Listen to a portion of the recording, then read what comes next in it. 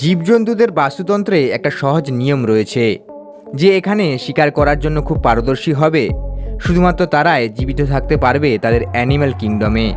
আর এই কারণেই বাঘ বা সিংহের মতো ভয়ঙ্কর প্রাণীরা তাদের সুন্দর শিকার করার পদ্ধতিকে অবলম্বন করে শুধু যে তাদের রাজ্যে রাজ করে তা কিন্তু নয়, বরং গোটা দুনিয়ায় এদেরকে ভয় পেয়ে থাকে। আর ভয় পাবেই না কেন, এরা এক ঝটকাতেই শিকারকে মেরে ফেলতে যে সক্ষম।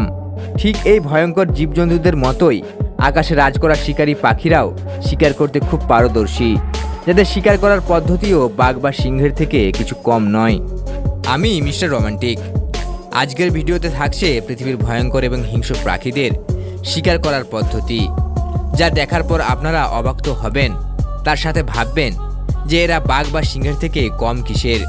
তাই ভিডিওটি না টেনে পুরোটাই দেখতে থাকুন, কারণ আজকে আমি আপনাদের দেখাবো পৃথিবীর সবচেয়ে হিংস্র পাখি, যারা বাঘ বা সিংহের থেকেও ভয়ঙ্কর হতে পারে।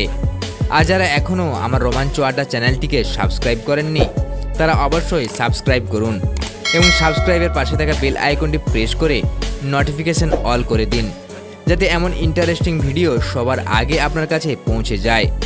চলুন তবে ভিডিওটি শুরু করা যাক। Blue bird snake attack. চলুন আপনাদের দেখায় একটা ছোট নীল রঙের পাখি গ্রিন মাম্বাকে কিভাবে শিকার করছে, যেটা দেখার পর আপনি ভাববেন যে এই ছোট আকারের পাখিটি এত ভয়ঙ্কর হতে পারে। এই ক্লিপটি দেখলেই বুঝতে পারবেন গ্রিন মাম্বা সাপটি পাখিটিকে ছোট পাখি ভেবে শিকার করতে যায়, কিন্তু নীল পাখিটি সাপটির সব আক্রমণকে বিফল করে নিজের ঠোঁটের সাহায্যে সাপটিকে আক্রমণ করতে শুরু করে দেয়। ধীরে ধীরে পাখিটি আক্রমণ আরও বাড়াতে থাকে।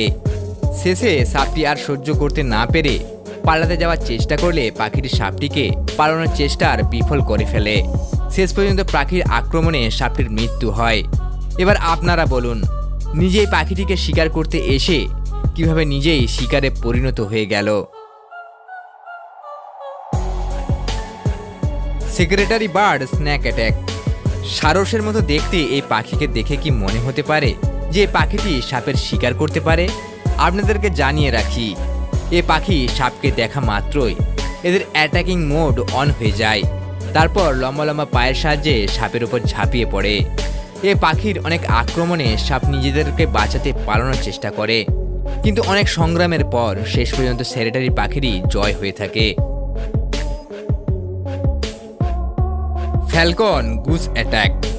একটা কথা আপনারা কি জানেন, বাজ পাখি তাদের তুলনায় বড় আকারের প্রাণীকে শিকার করতে বেশি পছন্দ করে।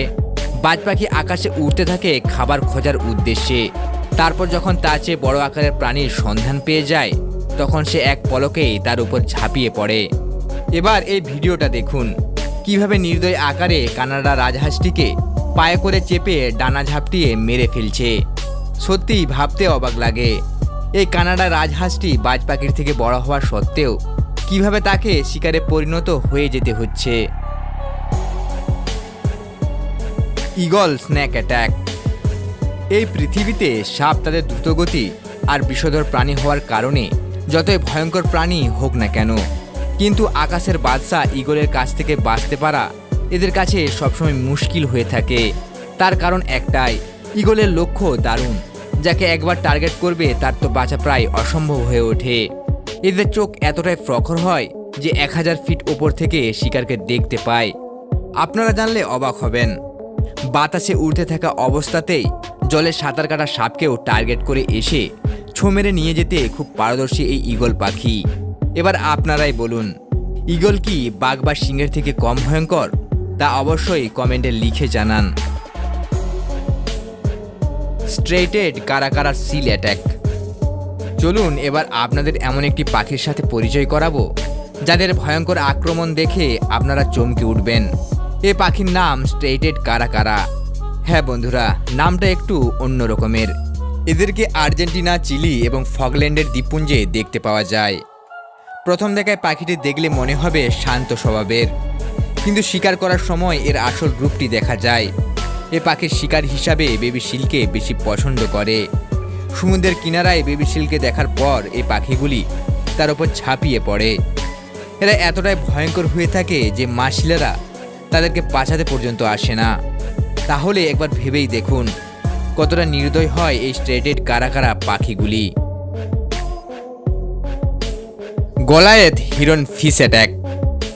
এ পাখিটি দেখতে আকর্ষণীয় হওয়ার সাথে সাথে খুব শান্ত প্রকৃতির হয়ে থাকে, কিন্তু যখন খাবারের উদ্দেশ্যে শিকার করতে হয় ঠিক তখনই এদের আকর্ষণীয় রূপ এবং তার সাথে সাথে শান্ত স্বভাব এক পলকেই হাওয়া হয়ে যায়। আপনাদেরকে জানিয়ে রাখি, এদের নিশানা এতটাই প্রখর যে এক নিশানাতেই যে কোনো শিকারকে তার মৃত্যুর সাথে পরিচয় করিয়ে দিতে পারে। শিকার করার সময় পাখিটি জলের ওপর একদৃষ্টিতে দাঁড়িয়ে থাকে, তারপর জলের ভিতর একটু মুভমেন্ট হলেই শিকারের ওপর ঝাঁপিয়ে পড়ে। তারপর আর কি, শিকারটি সোজা স্বর্গের উদ্দেশ্যে পাড়ি দেয়। বুলবুল স্ন্যাক অ্যাটাক। এবার আপনাদের দেখায় এই ভিডিওর সবচেয়ে ইন্টারেস্টিং ভিডিও।